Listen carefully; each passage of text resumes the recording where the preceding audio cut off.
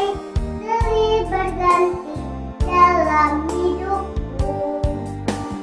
Tetap cinta Yesus selamanya.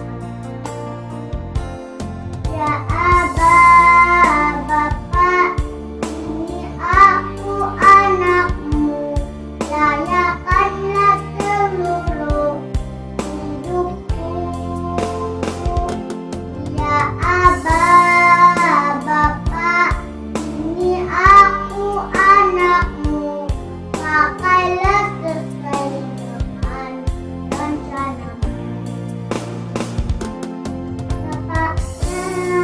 Bapa, ini aku anakmu, layakanlah seluruh hidupku.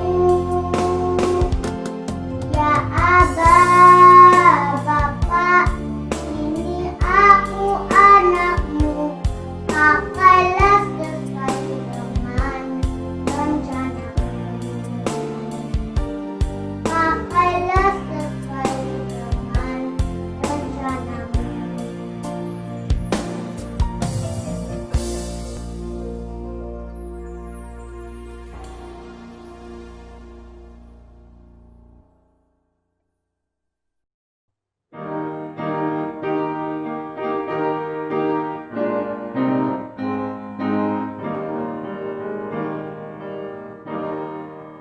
Aku mau menjadi Kristen di hati. Aku mau menjadi Kristen di hati.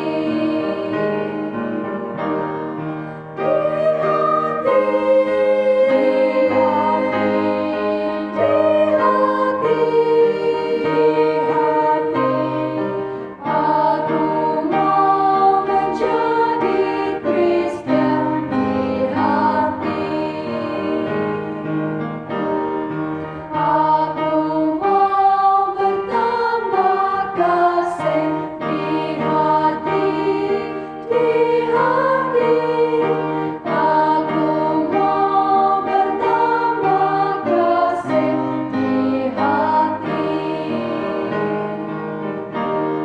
Aku mau bertambah kasih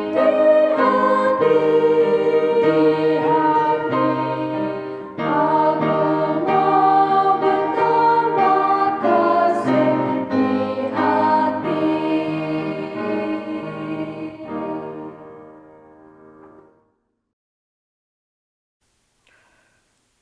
Shalom, selamat malam, selamat hari Sabat, selamat bertemu semula di dalam kumpulan umum daerah Lotong. Dan ini adalah malam yang terakhir sebelum besok kita akan berbakti di dalam kebaktian khotbah ataupun di dalam kebaktian hari Sabat. Dan besok tidak ada lagi pertemuan di sebelah malam. Jadi ini adalah malam yang terakhir. Saya dengan penuh kerendahan hati sebagai pastor daerah di daerah Lotong ingin mengucapkan berbanyak-banyak terima kasih kepada semua anggota gereja yang sudah melibatkan diri sama ada secara langsung ataupun tidak langsung, dan juga kepada semua penonton yang tetap setia menyaksikan ataupun menonton video-video, lagu-lagu dan juga khotbah untuk pelajaran pada sepanjang kumpulan umum daerah Lotong ini. Terima kasih, semoga Tuhan memberkati Anda dan memberkati kita semua.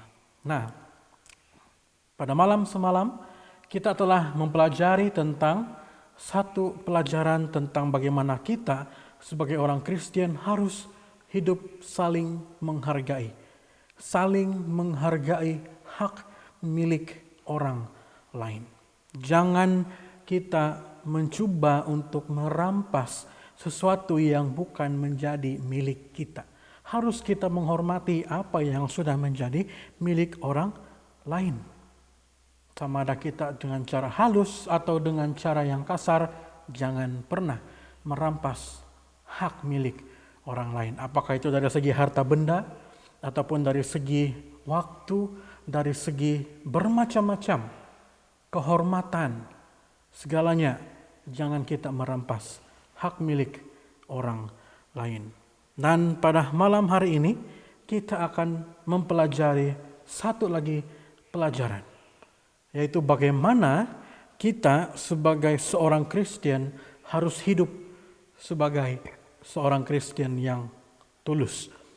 Kehidupan Kristen yang tulus membawa kita kepada suatu lagi langkah dalam menuju kebahagiaan sejati. Mari kita tunduk kepala, kita bersatu dalam doa.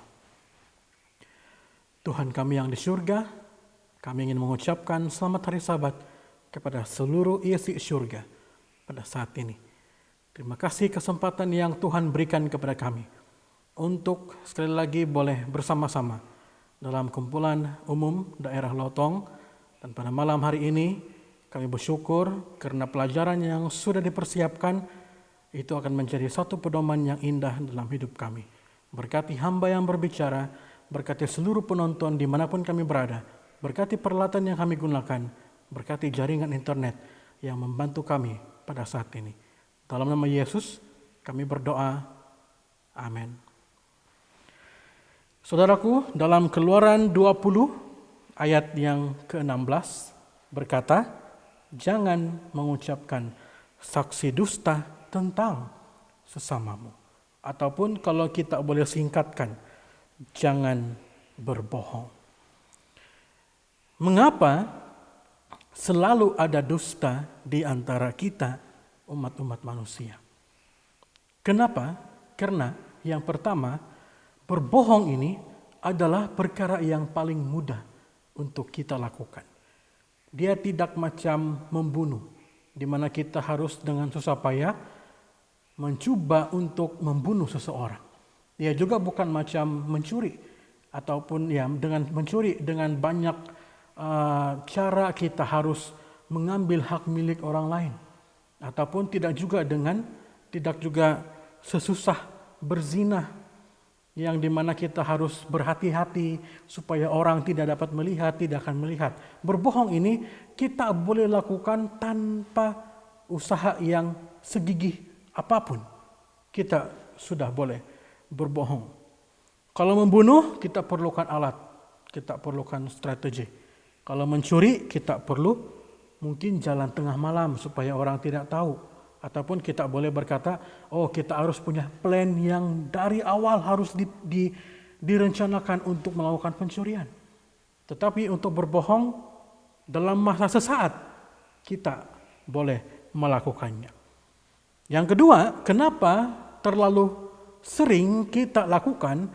Karena berbohong itu tidak membuatkan kita dipecat daripada keanggotaan kita di gereja. Ya, kalau membunuh ya pasti bukan hanya dipecat daripada keanggotaan, tapi akan dipenjarakan. Kalau berzina apalagi dipecat. Apalagi kalau mencuri hak milik gereja harus dipecat. Tetapi kalau kita berbohong, kita tidak akan dipecat daripada keanggotaan gereja. Paling tidak kita mungkin akan dikucilkan, dipandang serong oleh orang-orang ataupun anggota gereja. Nah, saya belum pernah mendengar ada anggota gereja yang dipecat hanya karena dia berbohong. Paling pun dia hanya akan dipersoalkan, dipertanyakan kejujurannya, dan sebagainya. Tetapi perintah ini terdapat di dalam hukum 10. Dan perintah ini lazim dilakukan hampir semua orang, semua anak Tuhan. Ada satu hasil penelitian yang dilakukan di Amerika Syarikat yang berkata semua orang dewasa berbohong rata-rata 13 kali seminggu. Maksudnya kalau kita mau ambil purata dalam sehari paling kurang berbohong 2 kali. Dan para psikologi sepakat dengan mengatakan bahwa seorang anak mulai belajar berdusta secara alamiah dan mulai berbohong ketika mereka berusia 3 tahun. Jadi kalau ada saudara kita yang mungkin sudah berumur 50 tahun, saudara sudah biasa berbohong selama 40 tahun. Atau mungkin kalau saya yang sudah berusia 30 tahun, saya mungkin sudah biasa berbohong selama 27 tahun dalam kehidupan saya. Nah, Mazmur 116 ayat 11 bahkan membuktikan bahwa hal ini adalah hal yang benar dalam kehidupan kita. Walaupun ini adalah penelitian yang kita katakan, oh mungkin benar, mungkin tidak. Tetapi sekurang-kurangnya Alkitab memberikan pengesahan. 116 ayat 11 berkata, semua manusia adalah pembohong. Semua manusia adalah pembohong. Paling tidak, seluruh manusia ini sekurang-kurangnya pernah berbohong sekali dalam kehidupan kita.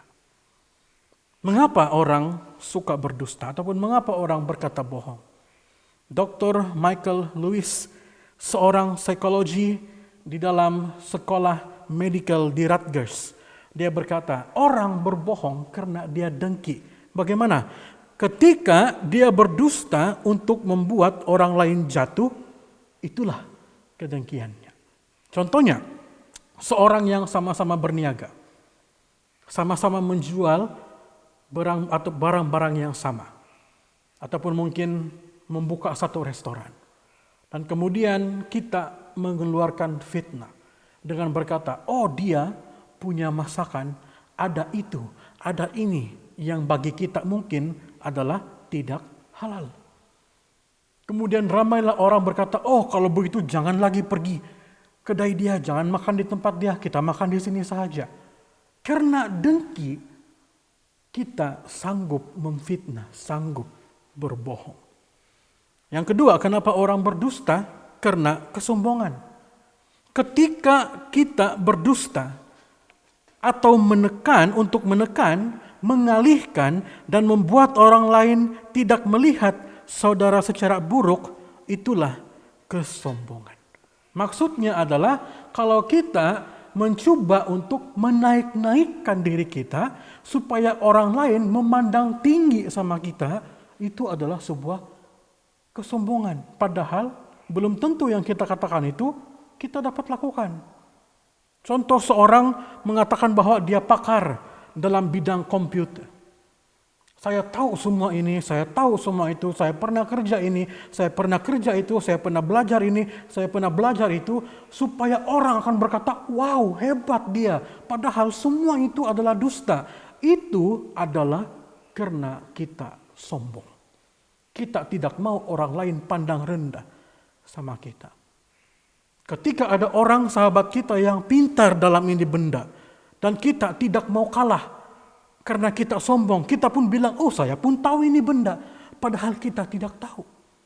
Itu adalah karena kita sombong. Kita berbohong supaya orang pandang tinggi. Itu karena kita sombong. Yang ketiga, kenapa orang berbohong? Kenapa orang berdusta? Karena malu. Ada sepasang lelaki, wanita yang menikah dan akhirnya mempunyai anak. Tetapi anak mereka lahir selepas 7 bulan mereka menikah. Ramai orang akan beranggapan bahwa oh, anak itu adalah anak di luar daripada pernikahan. Nah, untuk tidak mau malu, pasangan ini pergilah bersubahat dengan dokter yang berkata, tolong dokter buat surat, katakan bahwa anak kami lahir tidak cukup bulan. Padahal anaknya sehat. Itu adalah sesuatu kebohongan untuk menutup rasa malu mereka. Yang keempat, kenapa orang berbohong? Karena takut.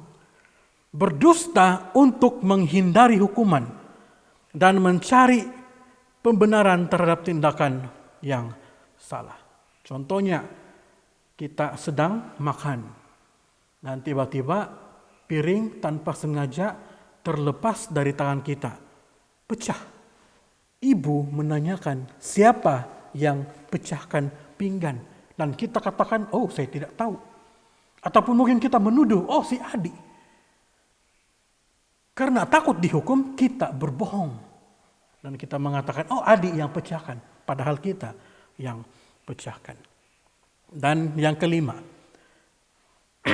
kenapa orang berdusta? Karena katanya ingin menolong orang lain. Bohong sunat ataupun dusta putih, white lie kalau orang Inggris ataupun orang Barat katakan.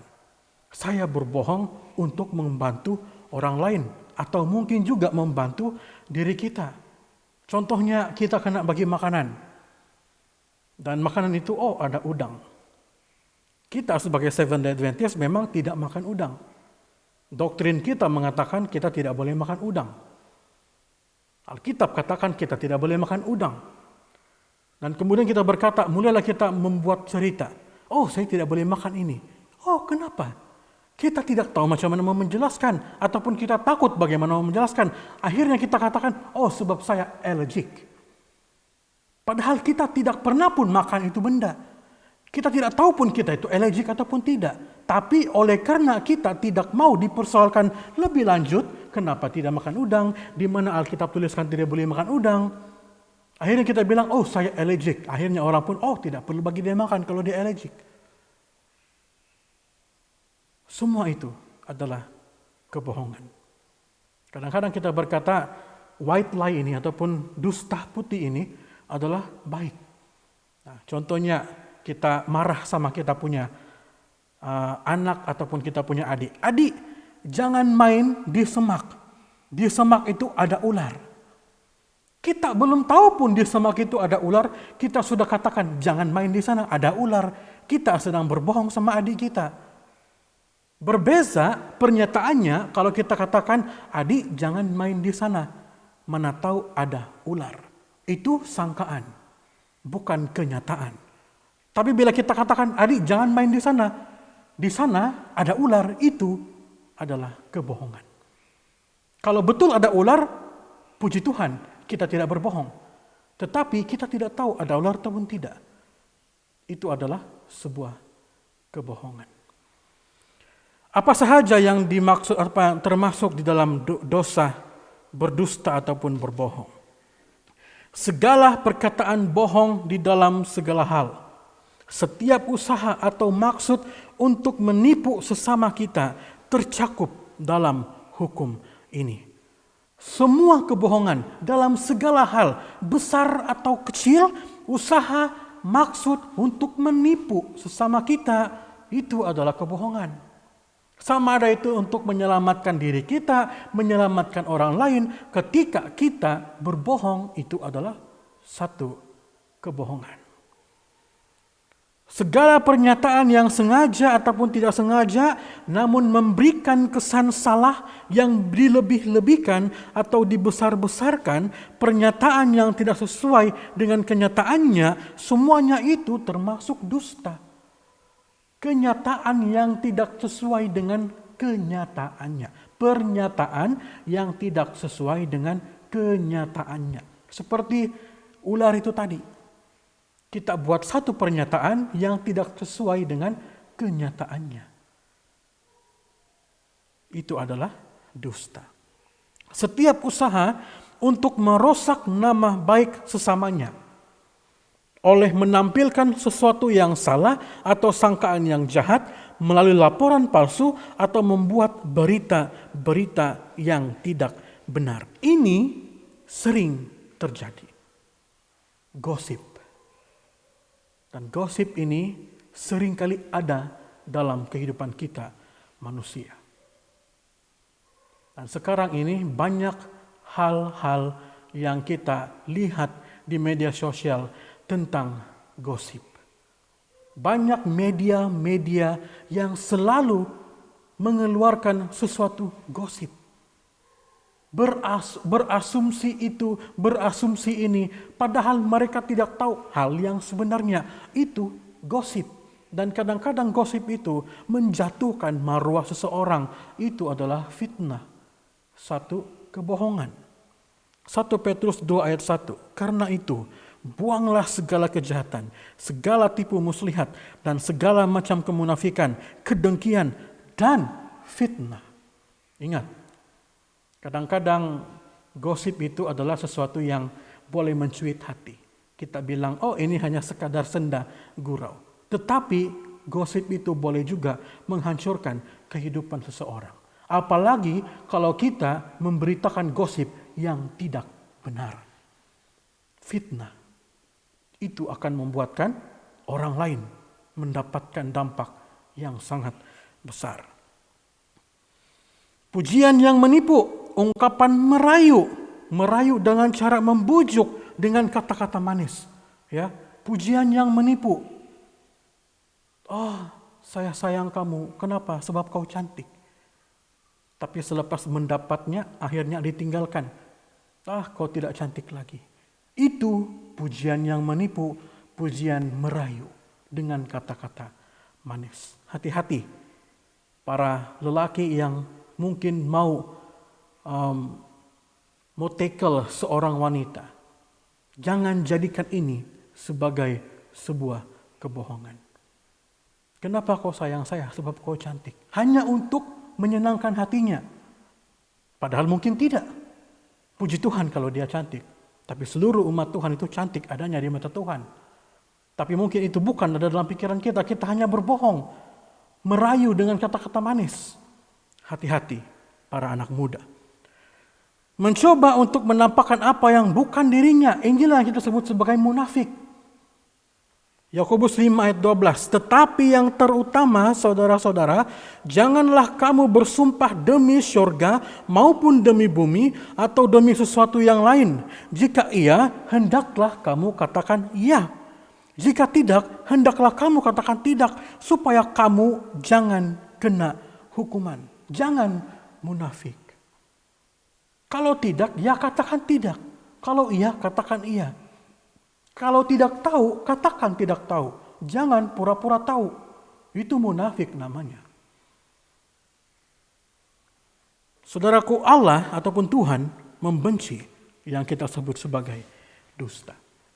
Raja Salomo berkata dalam Amsal 6 ayat 16 sampai ayat yang ke-19. Salah satu dosa yang dibenci oleh Tuhan adalah dusta. Saya tidak bacakan habis ayatnya, tapi kita boleh bacakan. Kenapa? Mengapa Tuhan membencinya? Karena Tuhan adalah kebenaran. Yohanes 14 ayat 6, kata Yesus kepadanya, Akulah jalan dan kebenaran dan hidup. Tidak ada seorang pun yang datang kepada Bapa kalau tidak melalui aku. Sedangkan dusta itu adalah lawan daripada kebenaran. Dusta itu menyembunyikan kebenaran. Dan Tuhan itu adalah kebenaran. Itu sebabnya kenapa Tuhan membenci dusta. Tuhan membenci kebohongan. Karena kebohongan itu menyembunyikan kebenaran. Dalam arti kata lain, ketika kita berbohong, kita sedang menyatakan bahwa Tuhan tidak ada dalam diri saya.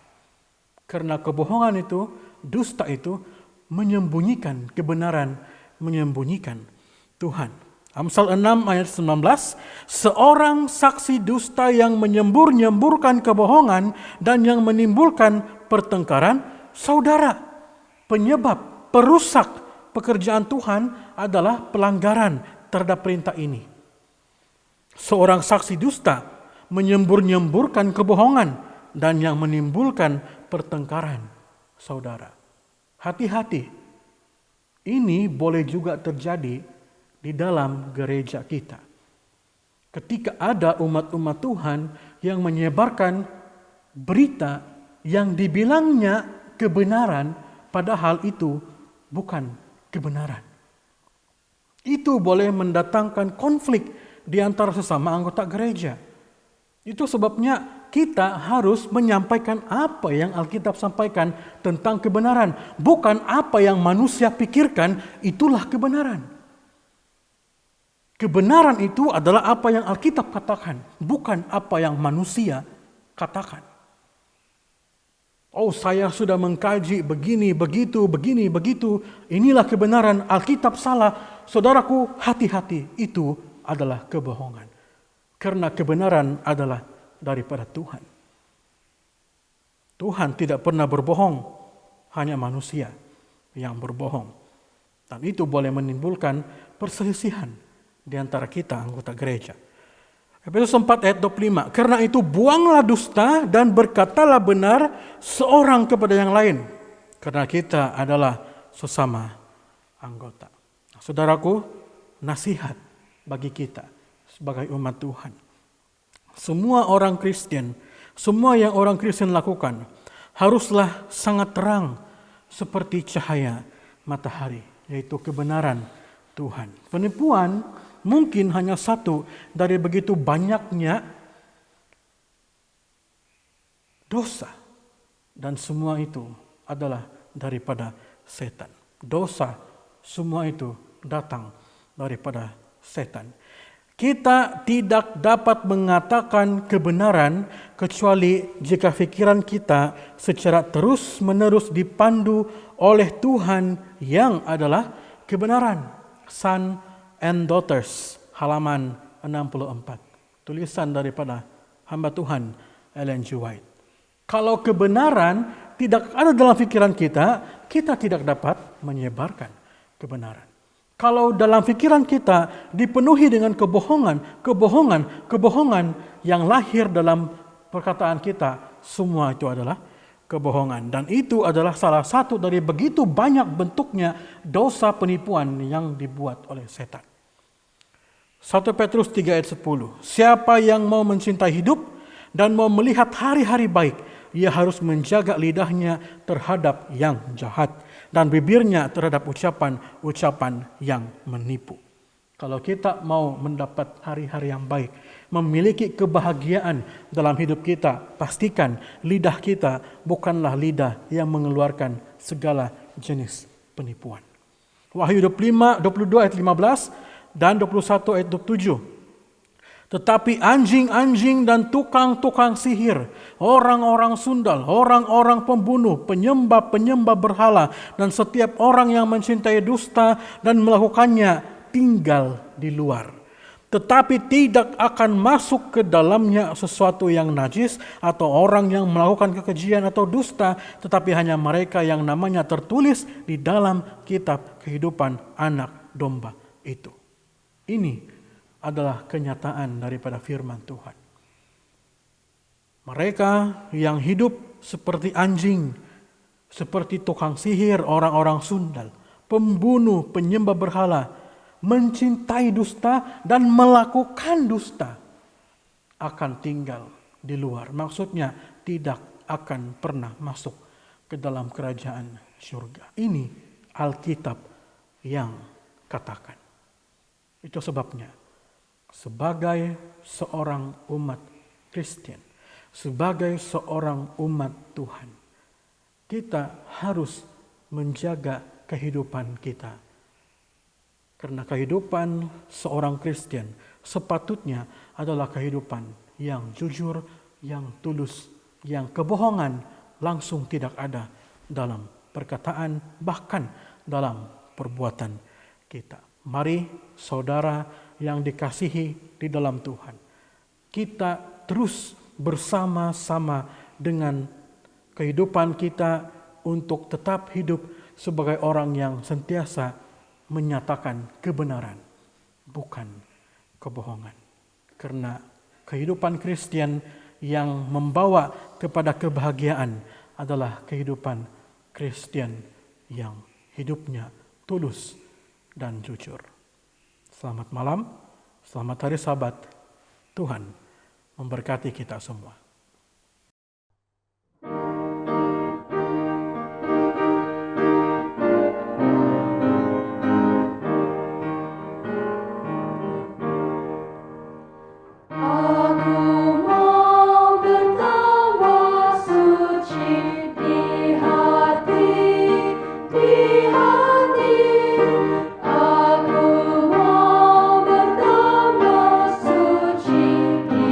Hati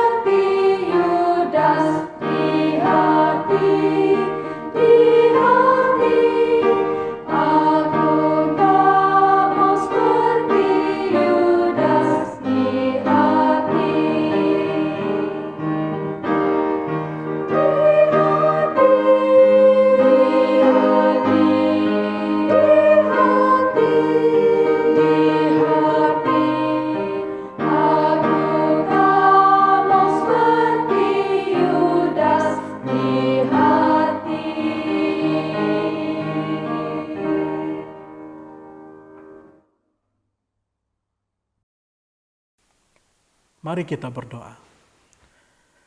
Terima kasih ya Tuhan, sekali lagi kami diperkayakan dengan firman Tuhan pada malam ini. Kami diperingatkan untuk hidup tulus, hidup jujur di hadapan Tuhan. Membuang segala jenis kebohongan daripada kehidupan kami.